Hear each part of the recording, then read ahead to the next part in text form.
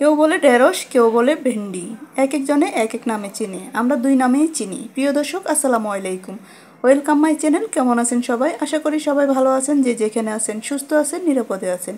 দেশ ও দেশের বাইরের থেকে যে যেখান থেকে ভিডিওটি দেখতেছেন, শুরুতে একটা লাইক দিয়ে ফুল ভিডিওটি দেখার অনুরোধ রইল।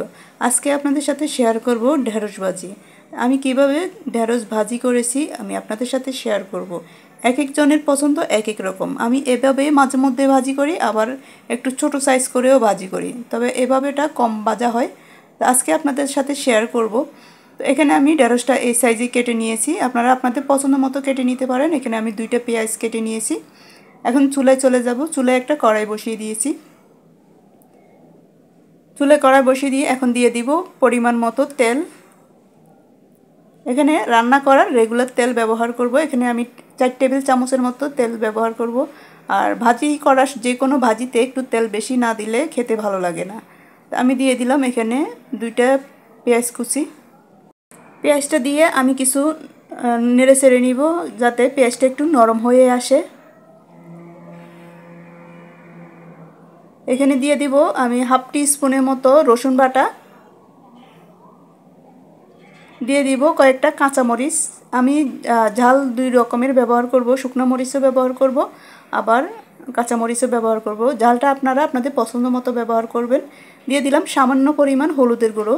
তো ঢেঁড়স ভাজির সময় হলুদের গুঁড়ো যত কম ব্যবহার করা যায়, কালারটা খুব সুন্দর হয়। দিয়ে দিব 1 টিস্পুনের মতো মরিচের গুঁড়ো, দিয়ে ভালোভাবে কষিয়ে নিব। এখন দিয়ে দিব হাফ টি স্পুনের থেকে একটু কম জিরার গুঁড়ো। জিরের গুঁড়ো দিয়ে আমি একটু নেড়ে চেড়ে দিয়ে দিব সামান্য পরিমাণ পানি, যাতে মশলাটা ভালোভাবে কষিয়ে নিতে পারি। এখন ভালোভাবে আমি কষিয়ে নিব। দিয়ে দিলাম স্বাদ মতো লবণ। ভালোভাবে কষিয়ে আমি 2টা আলু কেটে নিয়েছি ছোট সাইজের। তো আলুটাও সেম ঢেঁড়সটা যে সাইজে কেটে নিয়েছি আমি ওই সাইজে আলুটাও কেটে নিয়েছি।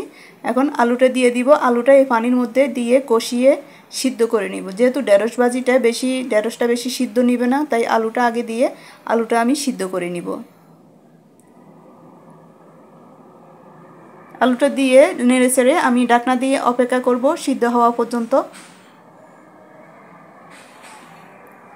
তো আলুটা আপনারা স্কিপও করতে পারেন, আলুটা হলো অপশনাল। আমি আলু দিয়ে ভাজি করলে খুব ভালো লাগে, তাই আমি আলুটা ব্যবহার করেছি। এখন ঢাকনা দিয়ে অপেক্ষা করব সিদ্ধ হওয়া পর্যন্ত। তো আমি প্রায় সিদ্ধ হয়ে গেল। যে পানিটা ছিল, ঝোলটা একবারে টেনে গেছে। এখন দিয়ে দিলাম ঢেঁড়সগুলো, দিয়ে নেড়ে চেড়ে ঢাকনা দিয়ে। এ সময় চুলার আঁচটা মিডিয়াম টু লো হিটে রান্না করতে হবে, নয়তোবা পুড়ে যাবে। আর ঢেঁড়সটা বেশি লাড়াচাড়া করা যাবে না। ঢেঁড়স বেশি লাড়াচাড়া করলে একটু পিছলা টাইপের হয়ে যাবে, তাই একটু ঢাকনা দিয়ে মিডিয়াম টু লো হিটে রেখে মাঝে মধ্যে একটু নেড়ে চেড়ে দিতে হবে। বেশি নাড়াচাড়া করলে ঢেঁড়সটা পিছলা পিছলা হয়ে যাবে, খেতে ভালো লাগবে না। আমি কিছুক্ষণ পর আবার এসে নেড়ে চেড়ে দিব। কালারটাও খুব সুন্দর থাকবে, একবারেই গ্রিন কালার। কালারটাও নষ্ট হবে না, দেখতে মনে হয় যেন সে সিদ্ধ হয় নাই, আসলে পুরোটাই সিদ্ধ হয়ে যাবে। আর লবণ মরিচ সুন্দরভাবে ঢুকবে। এভাবে মাঝে মধ্যে একটু নেড়ে চেড়ে দিতে হবে, ঢাকনা দিয়ে অপেক্ষা করতে হবে। আমার প্রায় হয়ে আসছে। এখন নেড়ে চেড়ে আরও 2 মিনিটের মতো বসিয়ে রেখে দিব। আমার চুলার আঁচটা একইভাবে আছে, লো হিটে রাখা আছে। তো আমার ঢেঁড়সটা প্রায় হয়ে গেল। এখন নামিয়ে পরিবেশন করব। আমার এই রেসিপিটি আপনাদের কেমন লাগলো? যদি ভালো লেগে থাকে লাইক কমেন্ট শেয়ার করে পাশে থাকবেন। সবাই ভালো থাকবেন, সুস্থ থাকবেন।